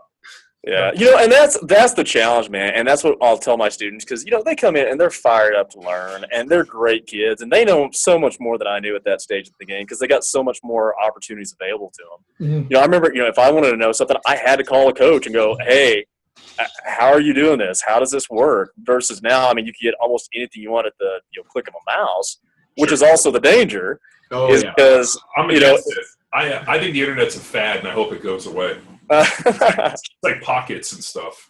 But this is where we can marriage the academic and then the coaching and find that theory is that you are promoting your students to understand the principles versus just doing it because another coach did it. Right. And that's from the that's sector. A big argument is like, it's like if I have an exercise in a program for an athlete, if you can't explain to them why that's in their program, it doesn't need to be in there. And at the private sector, what we're running into is we're doing this type of programming. Why are you doing that? Because the best in the world's doing it. Right. There's that lack of understanding. Or this is what I did in college. Or what I did. Oh yeah, we run into that a lot. But I was thinking back on when we had Stu McGill on, who one of my favorite people in the world that we've ever had on our podcast. We've had several offline deals. I remember he sends me his new book, and I go through it and I read it. He's like, "You give me a review." I'm like, "This is phenomenal." Like this, about how to live forever and not have back pain and how to do it. And I was like, "Doc, this is great, but I'm gonna fucking buy this." And he was like, "Yeah, I didn't think so." And I'm like, "It makes too much sense. It's too simple. Like I'm reading it, and there's nothing insane. There's nothing polarizing. It's like, I want you to lift heavy. I want you to walk. I want you to different carry, movement patterns. I want to carry. I want to push. Brace. I want to pull. I want to learn to brace." And I'm like, everybody should read this, but unfortunately nobody's going to read it because it's not the 7-minute abs or the 6-minute abs or whatever it is. And I that's the hard thing with the strength conditioning world is, like you said, the simpler, the better. It takes time. The name of my blog is it's a long road because training is a long road, but unfortunately that isn't what gets people to put down their credit card and pay $49.99. Or gets people to, join this. And 6 weeks, I can guarantee if you drink this fucking fit tea, you're going to be in shape. There's what's the name of the tea? There's a meme. I need that tea. Well, there's a meme. And it's Arnold at the Arnold Classic, and he's handing over the trophy to the girl that won the bodybuilding deal. And it's like, what? I think it says, how many different fit teas were you taking? Yeah. And the chick dieseled up. And, but that's what people want to believe because they want to believe that if I just brew this tea and I drink it, instantly I'll be jacked because these people that are showing it on Instagram are trying to sell it, put it. And that becomes this almost like this paradoxical balance between this shit isn't easy. Driving adaptation over long periods of time. And that's what really strength is. And we're talking about training. We're talking about forcing adaptation. Through creating different stress. I'm like, adaptation is really easy to, force in little bits in the beginning, but as time goes on, you have to really fucking turn up the fire. And unfortunately, I don't know how to do it in 6 weeks. I don't know how to make it where it's easy. So it's this, I just wish we were better liars. Well, and man, that's the thing is, as you said before, the bottom line is blocking and tackling wins games, and it's foundations, it's fundamentals. And I think that's, the challenge is everybody's – well, I say everybody. That's a misnomer. A lot of people are trying to do things that are really, really fancy that at the end of the day how much time do we actually spend wasting our time in the gym versus just getting in, getting down and dirty with it and moving on? Yeah. And that's the hard thing is, a lot of times, as you said, it doesn't sell. The basics don't sell because they're the basics. Well, I think it's got to be more complicated. And nobody really thinks of themselves as we really wrestle with this. I use the word amateur a lot of times, or beginner, and basic, and people almost take offense to this. And I'm like you can't take offense to that. That's just a snapshot of where you are in time. And the more interesting part is just off of basic genetic makeup, and we could do this based off of a dynameter grip test and a vertical jump. We could literally, if we got an opportunity to test the entire population of the world and basically group them off of a vertical jump and their ability to generate force in like a dynameter on their grip, most people would fit within the beginner, and I want to bet you 95% of the world would fit within what I call the amateur beginner. Yeah. Which would benefit from simpler is better. Which would benefit from just basic strength training. On a different thing, I think you'd be really interesting on this deal. I don't know if you saw SI Sports Illustrated had an article yesterday called "The Death of Football." Did you read this? No, I didn't. Oh yeah, go check it out. I posted it on Twitter, but it was called basically "The Death of Football," and it was that this guy went through and basically said this is what he thinks could possibly happen with football, and and where football could evolve into. But having worked with teams and at the NSCA and different things, I mean, have you seen a cultural shift within? We're talking about sort of like head trauma and all these different issues. I just wonder, is the NSCA really tackling that? Or you guys really come out and said anything or done really anything? Yeah, one thing I can definitively say is it's certainly on the radar as far as looking at not necessarily a position statement, but more or less a kind of a best practice statement. Because I think that's the challenges right now. There's so much that we fully acknowledge that we don't know, but at the same time, that's not really giving good guidance either. So it's one of the things where what we're kind of looking at is, what are some different, statements that we can make as far as a best practice statement to help guide and steer coaches in that direction. Because I will say this, concussions, so the UCCS, we're D2 school, but it is very much on the radar now. And, obviously we're getting a lot more diagnosis of that. And, the debate is, okay, are we actually having all that many more, or are we just better at catching it now, I got contacted by a university down in Texas. I won't name them, but their head ATC contacted me because I had done some writing on basically what I call concussion protocols. Somebody gets hit, what would be kind of best practice with not only, avoiding alcohol, sleep, maybe some supplementation, ketogenic diets, avoiding sugar, kind of some things that I did when I played and, kind of just naturally kind of fell into that I found, years later didn't necessarily have the same problems that a lot of guys that, did my job as long as I did have. And so the guy hit me up and said, hey, would you recommend some protocols or, what type of things could we implement?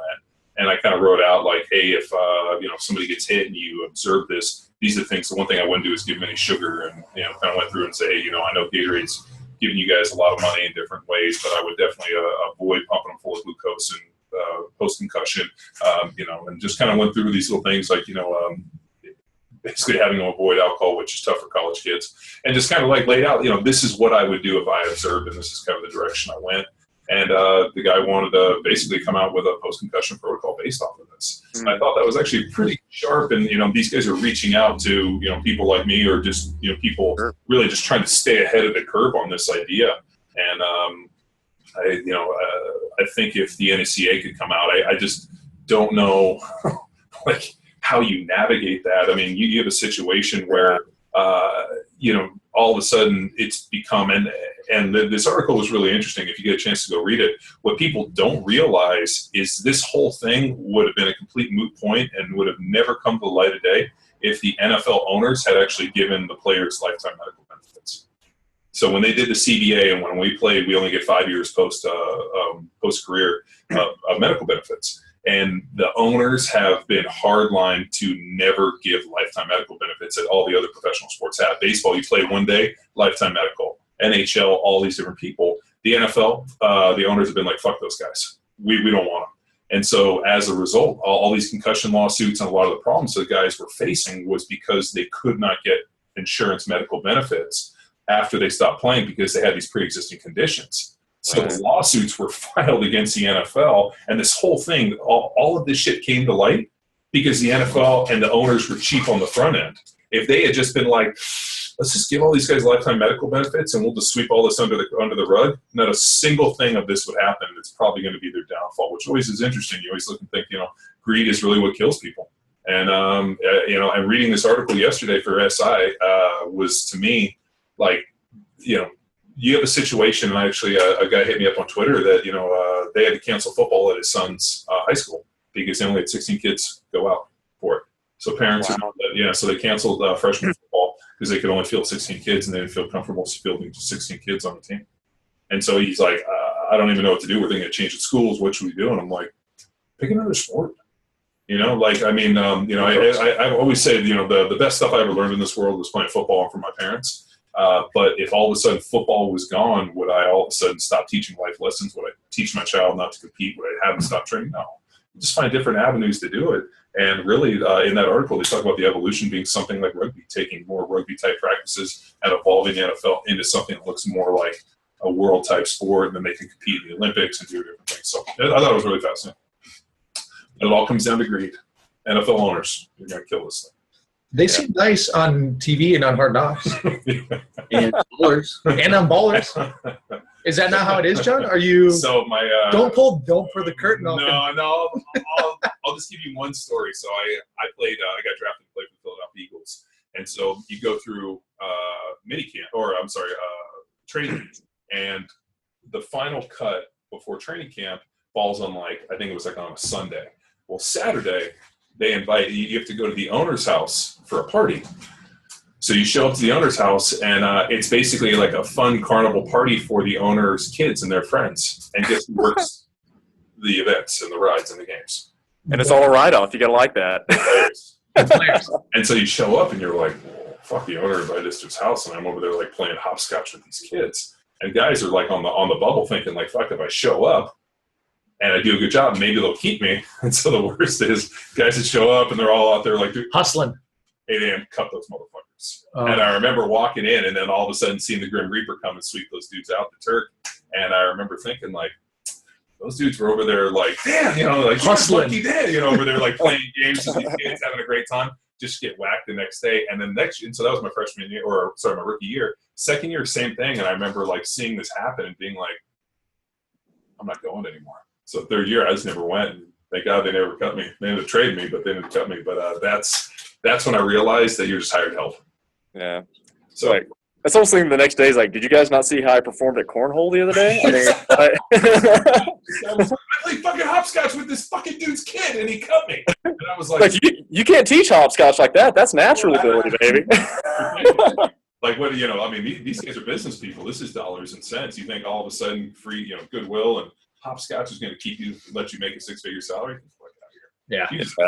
So that's the NFL in a nutshell for you. Show up and work the carnival and cut the next day. Yeah.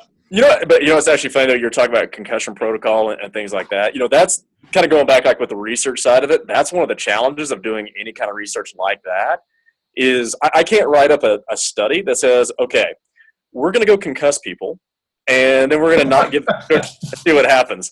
It'd probably be awesome to try, right? But, we have 20 kids. We're going to concuss them. 10 we're going to do nothing, and then 10 we're going to do this. We're going to see who's better. How should we concuss them? Right, exactly. I was thinking about Well, let's get a study to find out which gives the best concussion. And that's where the research animal starts right there. What's the safest way to concuss somebody? I can catch you right off because I'll tell you, there was one thing that when it happened, you were instantly got a concussion, and every guy I saw that this happened, you got knocked out. What's that? A knee to the forehead. Yeah. Yeah. We used to do this thing called reverse hip block, where basically you throw your head in front, and then you basically throw your back legs. Uh-huh. And so as you throw this way, you spin back, and what you end up doing is spinning like a Venetian blind up the guy's legs, and it's a way to basically blow out a defensive lineman's leg. So what happens is a tackle, the guard will step back and pause, and the defensive lineman stands up, or when he pauses, he stands up, and then the tackle comes down, throws his back legs, and rolls him up, and you basically blow the dude's knee out. So we used to call basically reverse hip or get this fucker out of the game, and my coach would be like, you're like, fuck, you got to do it. So I'm playing tackle, and I throw my head in front. The guy had pretty smartly put his back knee back, and as he came forward, he drove his knee right into my forehead. Dong. Instantly. Lights out. I was fucking blocked out on my feet. Got up and actually played 3 more plays. Didn't make a mistake. Went back to the sideline, and they were talking to us, and I was like, wonder what time they're going to get the pizza and popcorn here. Yeah. And they were like, what are you talking about? I'm like, no, this would be great. I just wonder if we're going to get drinks with it. And they were like, do you know where you are? I'm like, I think we're at a popcorn party, aren't we? And they were like, he's got a concussion. So that happened to me. And then guys that I played with over the years need a head. Need a head. If a guy, you ever watch a guy in the NFL get tackled low or whatever, and you see a knee to that forehead, instantly that guy is unconscious and out. So the knee square to the forehead, concussion. All right. So we know what it is. Now we just got to do it to everybody. Now we just got to find some 18 to 22-year-old kids that are fairly inexperienced and don't have a history of concussion, and then we just put them in football helmets. And that's the fuck out of them. Interestingly enough, and this kind of goes back to the whole tactical side, is recently they were wanting to do a study at one of our military bases here looking at concussion and the cognitive function. And they said, we're trying to recruit males between the ages of 25 to 35 years old, and we have to go off base because we can't find any of them have not been concussed. So, again, you got artillery going off, bombs going off, it happens. So it's interesting. But, John, kind of to your point too, early on, when I was playing baseball my freshman year in college, I was playing first base, ball went off wide. I went to block it and got hit square between the eyes. Mm-hmm. And, it was lights out. I could still hear what was going on around me, but it was not a good situation. And coach comes running out. He looks at me and goes, "Yeah, looks like you broke your nose. You good?" I'm like, "Okay." I'm good. Ironically, I've never hit better in my life for some reason, but it was one of those things where it's like, you know what? I think a lot of times as athletes, we're just, kind of taught that warrior mentality and just get back in there and grind. And, again, kind of like the whole academic and, coaching side, that the truth is probably somewhere in between, but finding that line is really tough. Yeah. No, it's I was thinking about the concussion part. They talked about it. I wasn't aware of this, but then in that SI deal, they had Pop Warner. I think they just finished the suit that Pop Warner had to pay out a big deal that a 25-year-old kid who had played Pop Warner, I guess had not played football later on, had ended up committing suicide. And they went back and found out he had CTE damage to his brain. And they were able to go back and show that it was Pop Warner playing.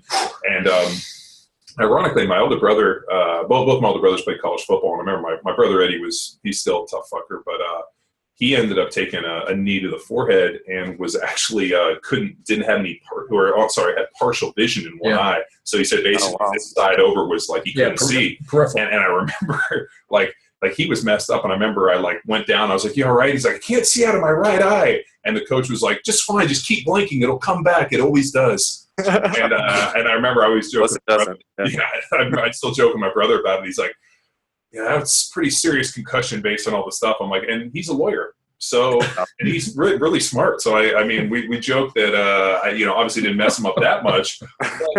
Just think where he could have been. I firmly believe, and this is something that I've seen within my brothers and I, that I believe certain people, whether it be genetics, environment, training, whatever it looks like, are more predisposed or actually better equipped to deal with it. Yeah, more resilient from that type of trauma. And the only thing I can go back to is maybe it's got to be diet, but also, you think about your ability to put your neck and put your head in a good position, whether it be trap and neck and strength. That was something we always really talked about, was how do you protect yourself to get through this job? how have you effectively armed yourself? What have you done to strap yourself up?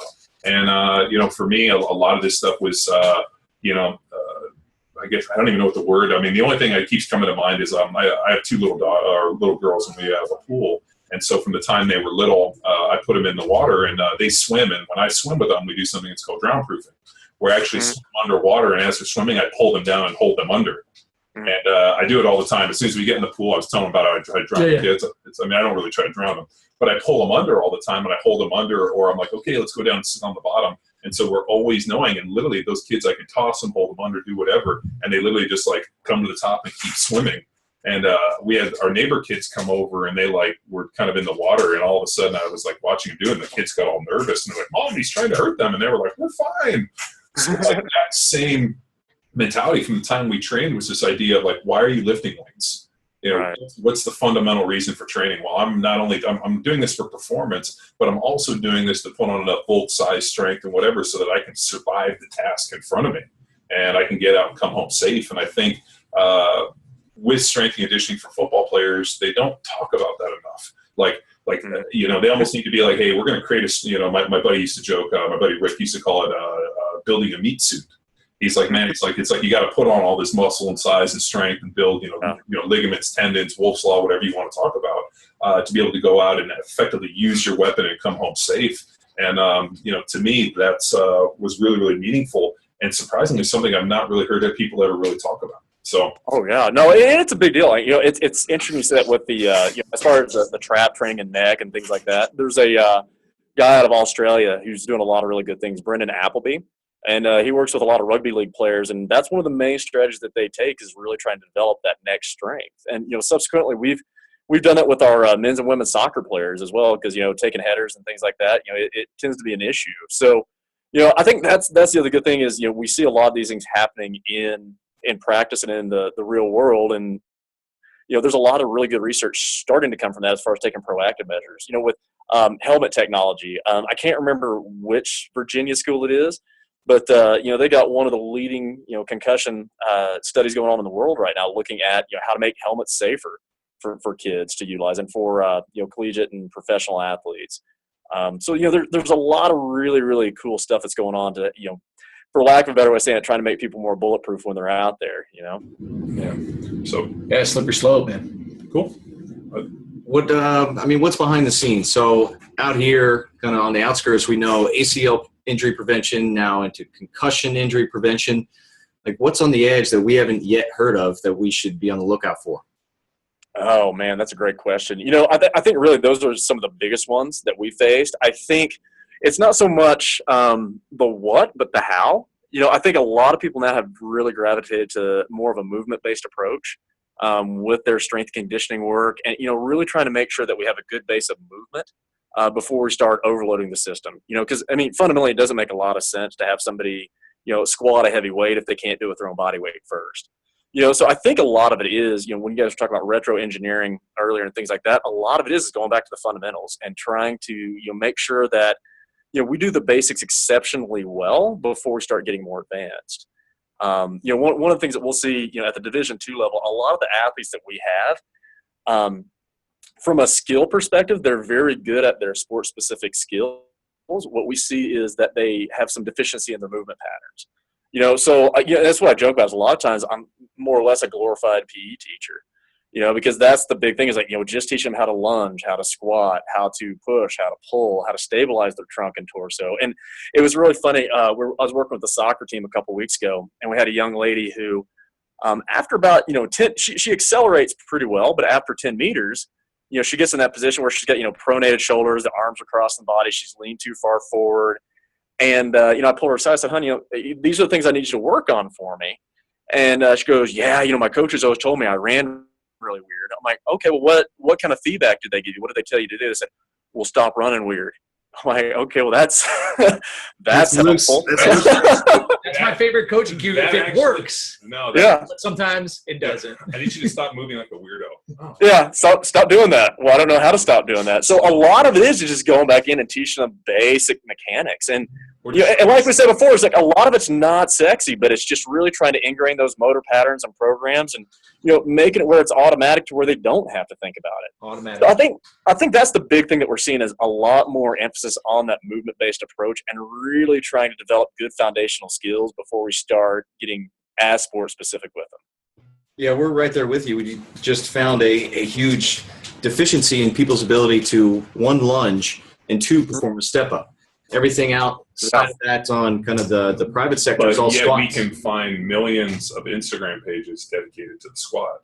Right. And social media, we have, squats and milk and deadlifts and dildos and, everything. But we can't find anything about step-ups or lunges. So we've taken it upon ourselves to really reintroduce the basics of the step-up and the lunge. Yeah. Gradually work towards combining squats, lunges, and step-ups. So what you're saying is that maybe there's benefit in training unilateral movements. Maybe that's just not bilateral hip hinging. Absolutely. Amazing. Majority of sports are played on one leg. And it's not necessarily rocket surgery, but it's and that's the thing is that might be the best quote I've heard. This isn't rocket surgery. Right. But, that's with our women's soccer team, for instance. Again, a great group of girls. As far as from a movement perspective, I would say they're about as dialed in as they can get. Initially, though, a lot of it was just that foundation of movement and trying to establish that. So when we started our strength conditioning program, we were doing Bulgarian squats with them, or that, rear foot elevated split squat, because what we were seeing is when they were trying to load bilaterally, again, the movement pattern just fell apart. So we ended up taking them back to a single leg, trying to reduce bilateral deficit, and really trying to groove that out first to give them the strength base to, start accepting heavier loads and things like that later. And, right now I would say with some degree of certainty, I could throw almost any exercise at them, and majority of them are going to be pretty proficient at it. But, like we were talking about before, the first season I worked with them, now granted, I started with them in season. We were doing Bulgarians, push-ups, TRX rows, and some core work. So it was nothing sophisticated whatsoever. But, as we've progressed over the years, now we're using, Tendo units, velocity-based training, we're using monitoring systems. But, that's the thing is we had to get those foundational movements, grooved out first. And, it's one of those things, I don't know if you guys are familiar with like long-term athlete development model and, some of the different movements that are out there like that. That tends to be one of those that's a little bit controversial for some people because say, hey, there's not enough research out there necessarily to support it or refute it. But, I think if you look at it from a coaching perspective, it follows a really good natural progression and it makes a lot of intuitive sense. And kind of like John was saying earlier, like, the two of the first things they say that all kids start off with is, some kind of gymnastics and swimming. Yeah. So they get that good idea, body position, awareness, and they get those general skill sets to be better specialized at what they do later. And Steve, for us, it was in my own idea, I wanted something that was different orientation, like something like swimming where they were down in water, which was a change in orientation. I wanted something that was body awareness, so like gymnastics, and then something like stick and ball, their ability to have hand-eye coordination, be able to hit absolutely something. And then something that involves sliding, like either surfing, skateboarding, snowboarding, something like that. So for my little girls, balance riding the bike, they skateboard, swimming, gymnastics, and then just being able to work and kick a ball, hit different things. But the one thing I'm really kind of a little leery on is team sports at a young age. So like everything we're doing is very individualized, like gymnastics and like swimming and different things where it's just them against, the clock, whatever it is, because like having seen my nephew and seeing the state of organized sports and parents, I was kind of like, oh, God, you want to deal with the crew. I don't even want to deal cesspool. with this because. But that's Newport Beach too. Because I know what'll happen. I'll get pissed, and then I'll have to do it. And next thing you know, I'll be coaching like 5 teams because I don't trust any of you motherfuckers. And then the parents are going to be asking me, well, don't you think? I'll be like, seriously, I don't need to throw trump cards at you, but I'm going to fucking play them. And So. And I'll be honest with you, John, I have a really hard time with that too because I still, and it is one of those things where I try to keep a respectful distance, but there's sometimes I'm like, yeah, no, you're not doing that. Yeah. Especially like with my son and daughters have played, baseball, softball. They've done the flag football. They've done lacrosse, soccer, and each time, there's little things that I'm like, yeah, I can't let that one 100% go.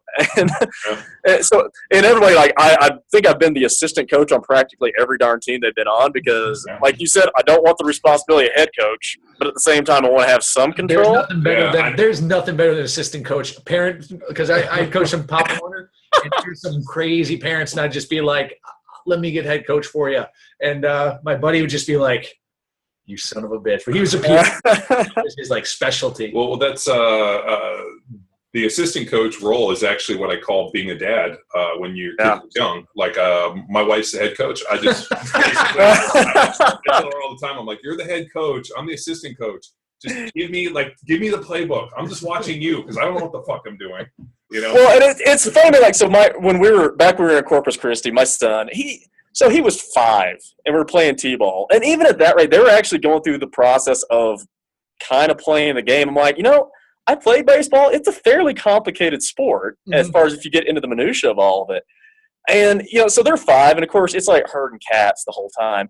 There's literally one day there was a kid out at second base, and he grabbed a handful of dirt, and I walk over, and I'm like, Juan, you need to put the dirt down. He goes, I'm going to lick it. And unfortunately, as a parent, this is not my finest moment, but I go, I bet you won't.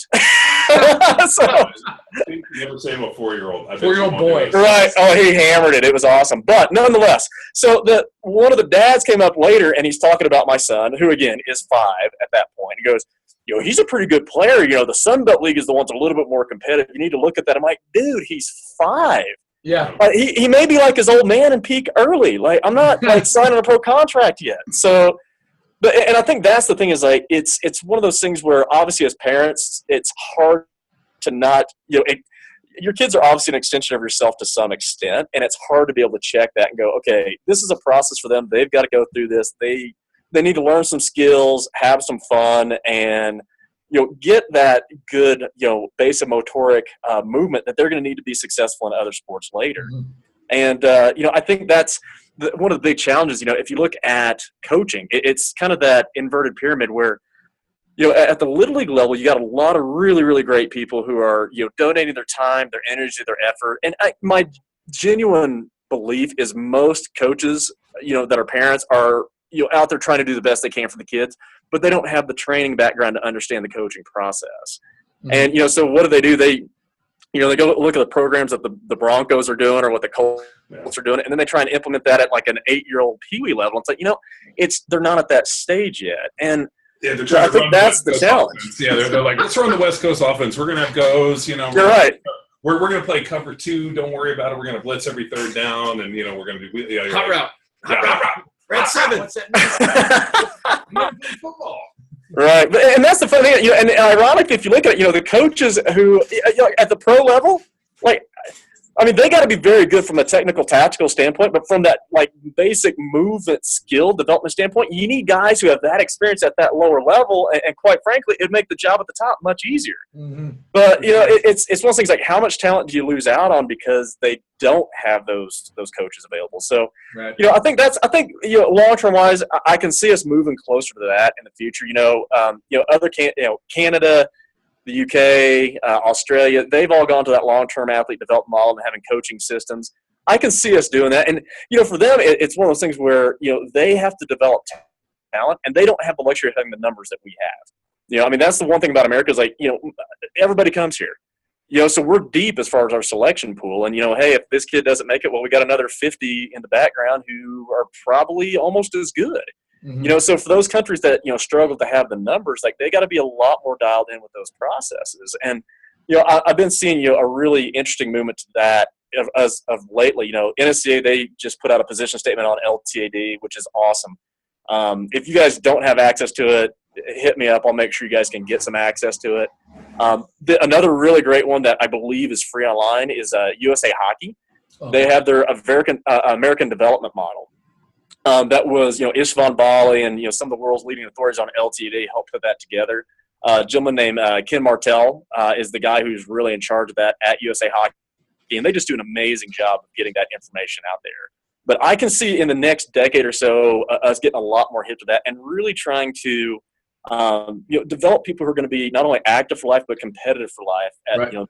Those younger levels. Mm-hmm.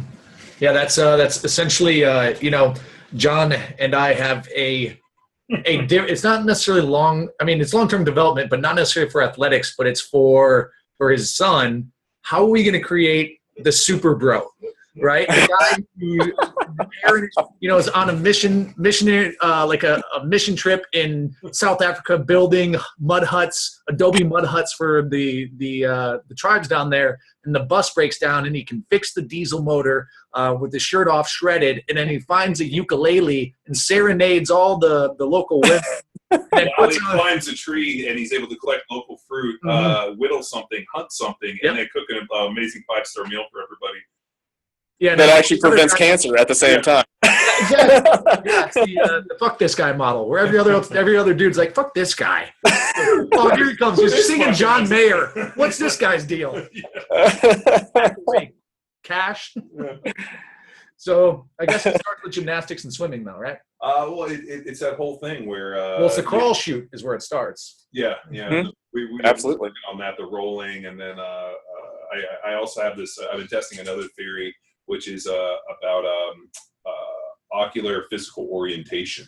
So like forcing him to do like cross body touches. Uh-huh. So like we'll do like right hand, left leg. We'll do that, and then we'll go to the other one, and then I roll him over. And I've been doing like different positions, like spinning them and doing it different ways. So like, and then I hold them upside down and like let him try to orient. I don't know. It's totally off the reservation. And the best part though is I have my wife on board. So all of a sudden I'll look over and she'll be doing it. I'll be like, yes. You know what, man? Realistically can't hurt. You know, honestly, man, I'll give you guys a great drill to run with your athletes. A buddy of mine, Mick Steerley, out of Australia, he's a sergeant down there in the New South Wales Police, but also works with the Bulldogs rugby team. So the simplest drill, but there's a very complex reason for it. So what you do is you actually have people lay down on their backs, and they've got 1 minute to a minute and a half to get up as many different ways as possible. However, the challenge is once they've done it one way, that gets pulled away. You can't do it again. So basically what it does is you start creating movement constraints, and they basically have to go back up to that motor cortex of the brain and go, okay, this is the motor program that I've got to execute to do the same task but in a different manner. So, you know, that's we'll do it with all our athletes, and it's super simple. And, you know, that's what I told them first, like, you know what, and the awesome thing is they're laughing, they're, you know, having a good time, and they don't understand that there's a lot more going on there. And that's, you know, that's the thing we always try and preach to our coaches, is that, you know, have simple things that have very complicated rationales for them.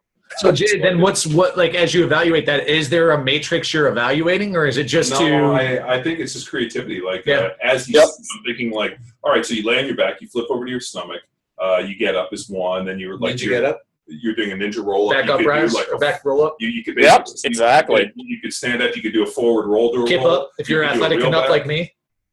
That has happened before. You could do the break dancer where you like swing your leg and spin it open, and you do a to get up. I mean, and the cool thing is, and you get to see all that stuff. And I joke, I was like, man, you know what? To some extent, it's like Burger King. You can have it your way. Do it however you want to do it. Just do it, but you can't do it more than twice. I like it. Or more than once. I'm sorry.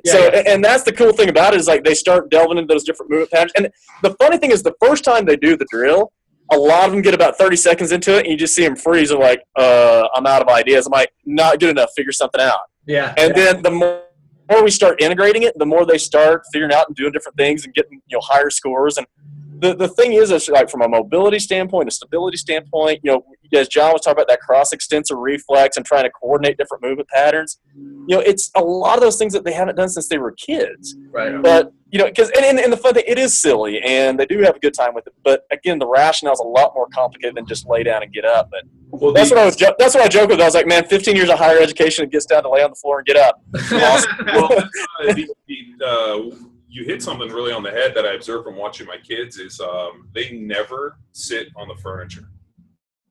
It's universal. Like, it's one of those weird observations that I noticed it, and even to the point, like, we sold our house and we were renting a place before we moved, and the house has got like a big table and they got like a built-in nook, and then they have this long bench. My daughters never sit at the bench. They actually stand on the bench and they squat, like in a squatted position, and they eat from this squatted position. And I like watch them, and like I don't encourage any of this stuff. And then whenever I watch them play or do anything, they're always are like sitting or laying or doing something on the floor that never involves a couch, a chair, or sitting. They either are like laying on the floor, laying on the bed, playing, sitting this. Like they never sit, and they never use furniture. And I honestly wonder, I told my wife, I'm like, what if we got rid of every piece of furniture in the house? It was just like a table or different things. And she's like, honestly, I don't think these kids would notice. Yeah. She's like, I'm pretty sure we put like bars or rings on the ceiling and the walls, they would probably try to swing around the house and not use their feet. Dude, that sounds awesome, actually. It's the weirdest observation that they don't ever use furniture, and even on that, because it's like this huge bench. And I asked them, I'm like, why don't you guys sit on the bench? They're like, it's not comfortable because the bench is so wide and their legs are so short, and they also don't like their feet not touching. So they just straight up just sit in like a squat, like an Asian squat. Yeah. And they just literally sit there and they eat. And then I asked them, I'm like, what about fine motor using utensils? And they're like, it doesn't seem fun to use utensils. It's like more fun. I was like, okay, I'm cool with you eating with your hands. I'm like, but you're raising animals, John. Well, these girls are never going to find. So there was Rob Wolf forwarded me this article this morning, which was Outside, or I think it was Brewer, Outside Magazine, about how to raise your daughters to not be this like apologetic female, where like because and I've seen parents do this like all the time. For some reason, when you have daughters, and I'm sure you've seen this too, like if they stumble and fall, people like over coddle the kids because they're girls. And actually to the point where now I've under-coddled them to where like they'll turf it or they fall down, or we're in the airport and I'm walking and they're like taking their bags and they like fall down. Yeah, the cue's just like breathe. I'm like, get the fuck up. And people are like, oh my God, this. And, then I'm like, get away from them. Don't help them. Come on, let's go. Helping is hurting. Yeah, Helping can be hurting, right? Well, but it's really just interesting when you see how kind of boys are raised, where it's like, oh, just go outside and eat some dirt. Do you want to have a tea party? Yeah. And I'm like this. I'm like, dirty monkeys, go outside. Monkeys belong outside. And I shut the door on them. And then I look outside, fighting the dog. Yeah, peeling their clothes off, wrestling. Yeah, they just, because I have twin daughters, which is pretty hilarious. So they somehow get together and they come up with these ideas. And they're like, today is going to be bikini day. I'm like, oh, you guys are going to wear bikinis? They're like, yeah. So I left today and they were, that's all they were going to wear today. And then they get on the trampoline. And so they're jumping on the trampoline. And then I have two dogs. My pit bulls get on the trampoline with them. And then they have like fucking wrestle match. It's like a Beyond Thunderdome with the pit bulls in this thing. And they're battling the dogs. And I'm like, yeah, dude, that. So I got two daughters as well. I do have to tell you, I always do hope they grow out of that stage where they're in bikinis, like wrestling on a trampoline. I'm like, this may not be. That's what I told my wife. As long as it's not an occupation, then okay. Yeah, that's what I told my wife. I'm like, they're getting ready for college like next week. They're like, we got bikinis, we're wrestling dogs. I'm like, this is my life, dude. But yeah, it's a funny observation how people treat their daughters. Like it's almost like people are so like like little China dolls in this point. And I'm like, no way. Like, well, and that's and that's one of the things. It's funny around our house. I mean, "Pump Up Princess" gets said a lot. Yeah. So and it is one of those things where, like you said before, like a lot of the athletes that I'll work with, unfortunately, you can tell when they've had that coddling because they'll come in and say like, oh God, I'm really hurt from yesterday's workout. I'm like, okay, are you hurt or are you sore? Well, I don't know. It's really tender when I sit down. I'm like, okay, so it's not an injury pain. It's a sore pain. Like, well, I just don't know. And it's like, they need to be able to differentiate between that. And a lot of times we literally have to take them back. Like, again, are you sore or are you injured? And there is a major difference between the two. And we don't do a lot of coddling, but, obviously aware of it, but, you can't let them get away with stuff either because then nobody gets better. Right. But, everybody walks all over you. So yeah, but no, it is interesting. It's like with our daughters, we're very much the same way, and I mean it's very much equal treatment in our house. So yeah, let's go. Yeah, but it's funny you said that too. Like my son the other day, like he's working on some math problems. And he's literally sitting on his head and doing like division problems. I'm like, dude, how are you folks? And he's like, it's just easier for me to think this way. I'm like, yeah. Go get him, man. It's weird. Like my one of the best things was we DVR'd the gymnastics for the Olympics, and so we would watch it, and then my daughters go put on their gymnastics outfits, and they're trying to or the little leotards, and they're trying to do the movements like the entire time, and my wife and I are watching them, and like my son's like, just watching them, and I'm like, oh God, I'm like, here he is just watching the Disaster Sisters all day. Are like, just fine. I'm like, honestly, and I'm sure you do. You've seen the same thing.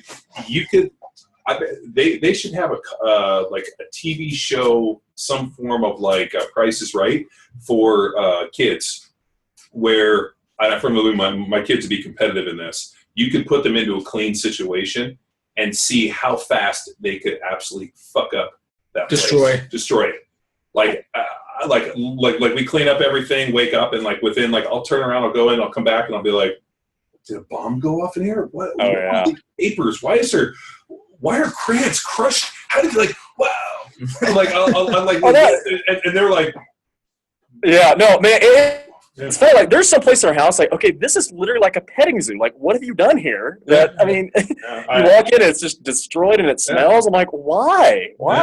That's why I call them the monkeys. I'm like, you guys are like monkeys at the zoo. You just destroy everything. And then like everything will get broken. I'll like clean it up. And I'm like, where are you? I'm like, that's why we can't have nice things. So I take it. They are, yeah. But yeah, the joys of having children. So one day you guys will have kids, and if you have any questions, I'll loan you mine. Sure. It's birth control. Those things are easy. Just push them in the pool. Yeah.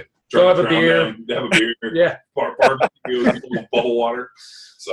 Well, hey, Jay, man, it's time flies. I'll tell you what, it was awesome having you on, and I appreciate you taking the time to chat with us. Thank you very much. Jay, quick question: is this podcast eligible for CEUs for me? I'm just curious. You know what? You don't have to take that up with the NSCA as far as there is a process, a peer review process that they'll go through. So yeah. So that's the assistance of being kind of the vice president, right? You just pass it up. There you go. It's all about delegation. Jay, if people, where do you want to encourage some people who are listening to this? Where do you want to channel them to? You know what, man, as far as different resources that are out there, obviously the National Strength Conditioning Association is a great resource to go through. I actually do some consulting with a group called Elite Sports University that has some phenomenal opportunities for learning as well. And, again, there's so many great resources that are extensions off the NSCA and so many great people to follow. Again, those are going to be some of the best resources out there to really help people advance professionally. And then do you yourself carry a following on social media or anything, or are you just kind of a Oz behind the scenes? You know what, man? So I got a Facebook page, I got a Twitter page, or Twitter account, and I don't do a whole lot on social media. If people have questions, I'm more than happy to respond to it. A lot of times it's one of those things I don't think people necessarily want to know it unless they ask me, so I'm more than happy to respond to anything. So. Okay, cool. Well, what should they look for in terms if they want to find you on Twitter? So on Twitter, it's just going to be JDawes76. Sounds good. And we'll link all this stuff up to your Facebook as well. We'll track you down in the show notes. But again, thanks, Jay, and have a great weekend, and we'll connect in the future, I'm sure. Absolutely. Sounds great. Thanks, guys. Appreciate it. Thank you. Right. Okay, take care. Take care. Bye-bye. Now it's time for you to empower your performance. Find Jay Dawes on Twitter at JDawes76, or you can plug him into Facebook and follow his page. Jay does consulting for Elite Sports University and can be found leading and delegating like a boss as Vice President of the NSCA. Remember that our Toes Forward Challenge is running until September 18th. That's plenty of time to Instagram a pic of your hooves doing something, anything, parallel and toes forward. Tag and hashtag PowerAthleteHQ and Toes Forward for your chance to win $3,000 worth of swag and prizes. So what are you waiting for? Get creative, dress up your feet with your best shoe flare, or strip down those tootsies for a tasteful nude. Just know that the competition is fierce and winning will be no small feat. Until next time, bye!